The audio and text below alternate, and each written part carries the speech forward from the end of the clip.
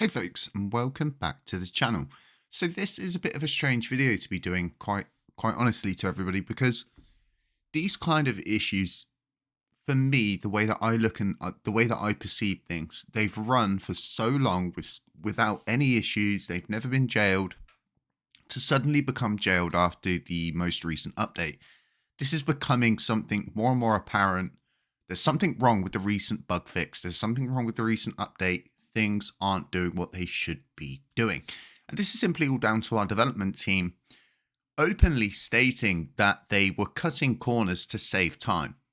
That's not the attitude you ever want to hear from anybody you're paying money. I cut corners to save time.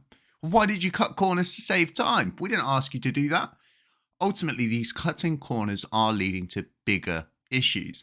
Now, a lot of people are going to be very, very happy that KUCOIN is possibly going to be slashed. There's a lot of people who are very happy about this. I am not. The reason why I'm not is because KUCOIN are a big provider in the crypto space. To have such a chain on this blockchain helps. And most people sit there and we've always gone through the theories of, they're just pillaging, they're just plundering. Well, ultimately, all validators are pillaging and plundering. Nobody's actually building anything, and that's why there isn't any speculation. There are no incentives for anybody to develop anything. You can simply just whip a validator up and suck the Oracle pool dry. But like I was saying, if we look at this for the core issue, it's not good. It's not good for a few different reasons. And one of those is specifically that this is a big provider and we possibly could be en route to charging and costing them money due to us cutting corners. These sorts of things don't actually affect KUCOIN. They actually affect the delegates. So these punishments don't go on the validators. They go on the delegates, right? They go on your funds. The issue with this is who's the irresponsible one? Is it the L1 team or is it KUCOIN? Well, ultimately, KUCOIN are a big entity. So for them to get something wrong, it's going to cost them a lot of money to fix it. They need to apply staff to it. They need to apply manpower, time, space. With all of this being said and looking at what this is and them possibly being slashed, it's another validator leaving the active set, and I get it. I totally get it. We don't need people like this. But ultimately, we don't need all of the validators consistently pillaging and plundering the Oracle rewards pool and never actually giving anything back. But no one seems to care.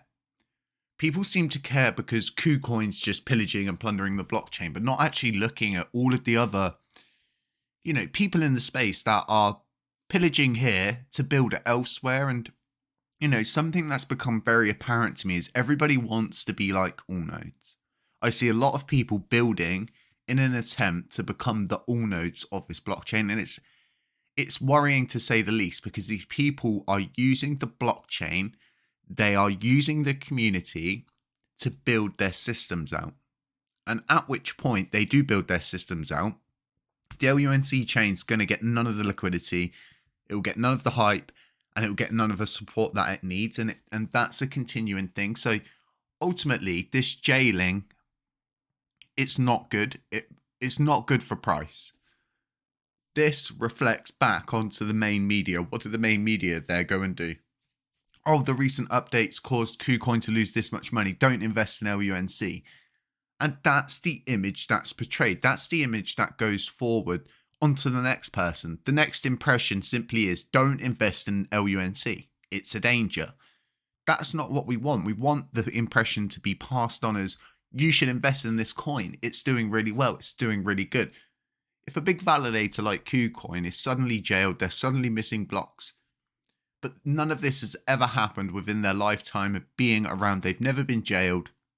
For that to suddenly happen after the upgrade, to then be told they're cutting corners, to then be told they're going to be backtracking and doing loads of L2 work, it's all stuff we did not need as a blockchain. We don't need the price to continue to go down. It's not helping anything. This is the start, I believe, of a crumbling event of a lot of the big powers, so to speak, in the space. And they're probably slowly going to just start to remove themselves. So why is this happening? It's simply because the price continues to get crushed. It's the same as, why did Classy leave? Why did Crypto King leave? Why did all of these people leave? The chain is dying. The price is dying. Nobody's building anything. There's nothing to speculate on. There's nothing coming in the future. There's no on-ramps. There's no off-ramps. There is nothing. We have a chain which barely works. Everybody is so interwoven into building their own sectors. Nobody cares about LUNC. No one builds for LUNC. It's always been, what can we build? What can we take from the LUNC community to ensure our future? And everybody's forgotten about the chain. And now the chain's actually dying. It only gets worse. Right? More and more projects simply go to themselves. The chain's dying. We should pack up and leave. Outsource and open-end the software, make it all completely open source, give it to the community, and we're gone. That's what we're going to start to see, simply because the money is not here in this market anymore. How does this begin to change? Utility, use case, incentives, actual building. Because as much as everybody wants to sit there and say, burning is going to get us to where we need to get to, it's not. It needs to be combined. It needs to be combined with utility and use case moving forward, because ultimately all we're doing at the moment is just burning the market cap. Every time coins are burnt, the market cap gets reduced. Every single time. This is because of a specific fact that there is no inflow into the LUNC blockchain. So we can all sit there, we can all burn the Oracle rewards pool, we can burn all of our rewards, but ultimately all we're doing is burning our own bank accounts at this point, because there's just no liquidity flowing back into the blockchain. There's nothing flowing back into anything. So all you're doing is just burning through the market cap, burning through the liquidity. And as much as I love burning, I'll always stand by burning, and I'll continue to burn myself. It has to be mixed in with utility use case. There has to be people coming. There has to be reasons to build, and there just aren't any reasons for anybody to build. In fact, there's more reasons for you currently to just pack your project up and leave the blockchain. I don't have that kind of choice put upon me, because I have a singular force of will to not quit, to keep pushing, because I can see the goal. I can see what we need to do to get there, but ultimately I can only put these videos out. I can only tell you how I'm feeling, how I'm thinking, and hope that maybe you feel some sort of resonation in what I've said, and then you go then and act on that and think to yourselves, well, I shouldn't be delegating with this person, or maybe I shouldn't be delegating with this person. Maybe I should be delegating with someone who's going to build the future of the blockchain, and not because they're being paid a paycheck or all of these other things, simply because they want to do it. Simply because they want the blockchain to prosper, because knowing the blockchain prospers is knowing that everybody that's involved in the blockchain prospers also. There's so much stuff that goes on, which is, it's like a vicious loop, and it always comes around full circle, and we repeat everything over and over again. I'm hoping, excuse me, I'm hoping that this is the end. The end of the vicious loop, the end of the cycles, the end of the BS payments, just the end of it. Because why would we pay another company to become all nodes? Why would we even remotely think that's okay? Why is it okay for one group to charge us for infrastructure, but the other group completely just doesn't ever charge us for infrastructure? Why should we pay for one but not the other?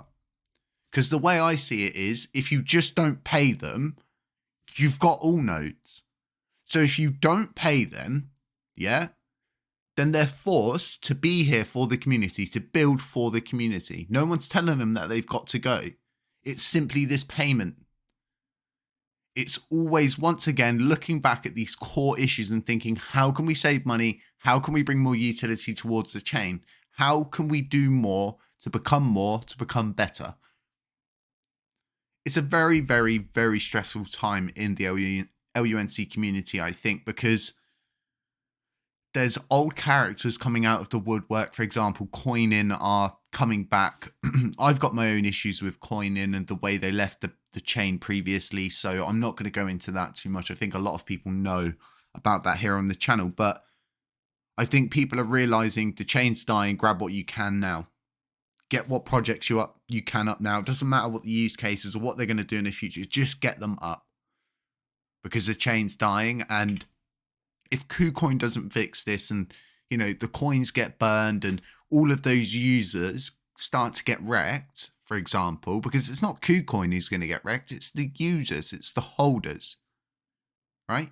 That always falls back on you as a holder on an exchange. It's going to fall back on them once again, and it's not what we need. We don't need upgrades to cause mass jailings. We just don't need these kind of things, period, ever. But to have them in a time like this, the L1's cutting corners so they can broker deals behind closed doors and then act like they're doing work, hold money back that's been given back to them by LBA.